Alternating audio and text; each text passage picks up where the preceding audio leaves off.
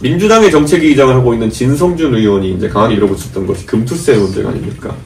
근데 금투세 논쟁을 하면서 진성준 의원이 끝까지 이해 못하고 항변했던 게 뭐냐면은, 아니 이거는 주식해가지고 1년에 5천만 원 이상 버는 사람이 대한민국 1%나 되겠느냐. 그러면 이거는 그 5천만 원 이상 버는 사람들에게 과세해가지고 나머지한테 혜택이 되는 일인데 왜 젊은 세대가 반대하느냐. 이제 젊은 세대는 그런 단순히 갈라가지고 가진 자를 뺏어가지고 그 덜 가진 자에게 배분한다 논리에 안 움직인다는 거죠. 왜냐? 1%에 해당하는 그 대주주나 아니면은 이런 많이 버는 사람 규제했을 때 그들이 자본주의 시장에 탈출하면은 내가 비록 많이 벌지 못하지만은 99인 나의 주식에 타격을 입힐 수 있다라는 그 연계 효과를 인지하기 시작한 거죠. 그러니까 거기서 1대 99 당론이 먹히지 않고 민주당도 이제 손해를 본 거죠. 이런 게 계속 빈번합니다. 예를 들어 문재인 정부 시절에도 보면요. 집을 가진 자와 세입자 간의 이런 대립을 추구했으나 가진 자에게 집을 여러 채 가진 자에게 세금을 때렸더니만은 내 전월세가 오르는 경험을 해본 거죠. 그러니까 저는 이게 지금 젊은 세대에게는 굉장한 그 판단의 기준이 된 거죠. 이제 민주당이 예를 들어 25만 원 준다 해가지고 그렇게까지 반응하지 않습니다, 사람들이. 왜냐? 그때 코로나 때 겪어봤던 것이 그때 뭐 25만 원 받았습니까? 100만 원씩 받아봤잖아요. 내가 코로나 때 민주당 문재인 정부 하자한대로 해가지고 한 100만 원 용돈 받았는데 그거는 뭐 고기 사 먹고 안경 사러 가고 이렇게 해가지고 잠깐 혜택은 받지만은 그에 따른 인플레로 내가 만약에 월세나 전세를 더 많이 내게 됐으면 나한테 이득인가? 토탈로? 이걸 판단할 줄 아는 게 이제 젊은 세대라는 겁니다. 절대 산업화나 민주화에 대한 선악구도로 투표하지 않을 거라는 확신이 있습니다. 그렇죠. 제가 몇 번 이제 그 전당대 때 연설 때 시도해보고 이러면요. 이 세대별로 차이가 많이 납니다, 반응이. 예.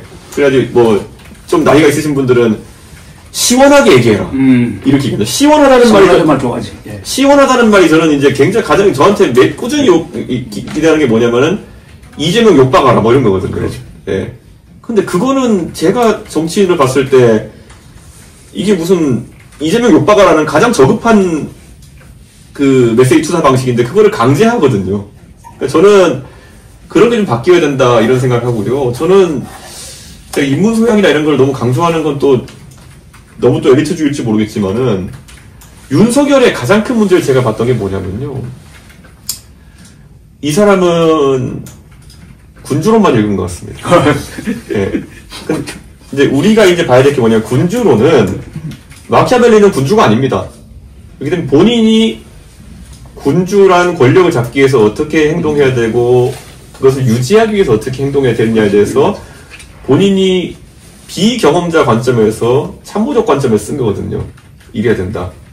저는 그런데 오히려 제가 지금까지 통치자나 군주가 정리했던 것 중에 꼭 대한민국에 제가 집권하기 전에는 군주론을 읽어도 되는데요.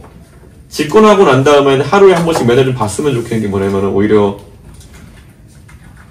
명상록입니다. 마르쿠스 아우렐리우스 명상록이거든요. 이 명상록이라는 것은 굉장히 회고적이면서도 본인이 직접 군주를 하기 때문에 할 수 있는 말들이 있는 거거든요. 네. 그러니까 저는 우리가 항상 그 정치를 하면서도 정치인과 평론가의 말과 생각 완전 다른 것처럼 대통령이 명상록을 읽어야 될 타이밍에 기교와 기술이 담겨있는 군주론만 읽었다. 군주가 돼본 적이 없는 사람인데. 그러니까요. 저는 우리가 솔직히 저희가 아무리 사람들이 평가한다 하더라도 뭐 이재용이나 정의선 부회 같은 경우는 다릅니다만은 이건희 회장이나 아니면은 뭐 이런 창업주의 성격이 있는 사람들 그런 창업주 또는 그 중흥기에 있었던 사람들의 생각은 그분들의 회고록이라는 걸 보면은 꽤 고민의 지점이 느껴지는 거거든요. 지금은 사실 보면은 그 고민보다는 이미 경영의 기술에 들어가 버린 기업들이 많은데 과거에 중요한 판단을 해야 됐던 사람들 같은 경우에는 그 위치에 가보는 회고록을 읽어보면 굉장히 도움이 되거든요. 그렇다면 우리나라에서는 네. 이승만 박정희를 읽어야지. 저는 충분히 그 시기에 이승만 대통령의 뭐 4.19 할 때 이럴 땐 아니지만은 오히려 독립운동기의 이승만 대통령의 고민이라든지 아니면은 그 이제 해방 혼란기의 이승만 대통령의 고민이라든지 이런 것들은 그때는 고민의 현실에 있던 사람보다 진지한 고민이 없었겠죠. 저는 권력 견제와 균형에 있어가지고 이번에 아까 제가 지적했던 것처럼 이번에 계엄 선포에 관한 결정 과정. 그 결정 과정은 완전히 손질을 해야 될 것 같고요. 그렇죠. 저는 외적의 침입이 있는 경우가 아니라면은 저는 계엄을 선포해야 될 가능성이 이제 대한민국에 있느냐라는 생각을 하게 됐고 또 한편으로는 우리가 대만의 5권 분립을 이제 들여다봐야 될 때가 됐다. 3권 분립에 넘어가서 5권. 검찰 감찰권과 그리고 교육학습권을 분리해야 되는 거 아닌가. 이 검찰 감찰권은 아까 말했던 것처럼 수사기관을 장악해서 그 사람 잡아놓는 걸로 통치하려고 하는 사람을 없애기 위함이요. 두 번째 교육학습권 같은 경우에는 의대 증원 같은 이런 희한한 사고를 터뜨리지 않기 위해 가지고 권력이 이걸 수단으로 쓰는 것을 막기 위해 가지고 5권 분립이 필요한 것이 아닌가라는 생각을 냉정하게 합니다. 저는 윤석열 대통령은 본인이 갖고 있는 권력에 대해서 너무 과대평가를 하고 과신했던 것 같아요. 애초에 군 통수권이라는 것도 이게 얼마나 당황스러운 거냐면은 보수가 신주단지처럼 이제 했던 게 전자권에 대한 부분인데요. 예, 이게 사실 이번에 계엄령이 발동될 수 있던 거는 평시 전자권이 있기 때문인데 이게 어떤 의미에서는 굉장히 이제 위험한 권한이구나라는 걸 또 이제 국민들이 깨달았던 건 당연히 주권 국가로서 가지고 있어야 될 권한인데 이런 어떤 계엄이나 쿠데타에 대한 제도적 보완이 없이는 잘못 쓰일 수도 있구나라는 것을 이번에 굉장히 깨달았습니다. 저는 일꾼제의식 자체가 이게 제일 어려운 건데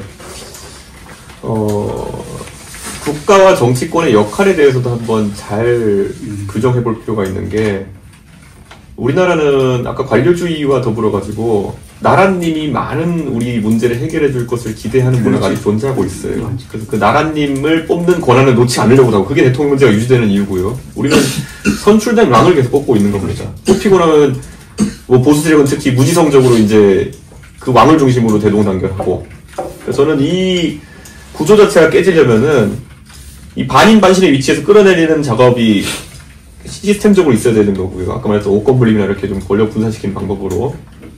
두 번째로는 저는 이 사람에 대한 절대자적 기대를 유권자에 내려놔야 되는 겁니다.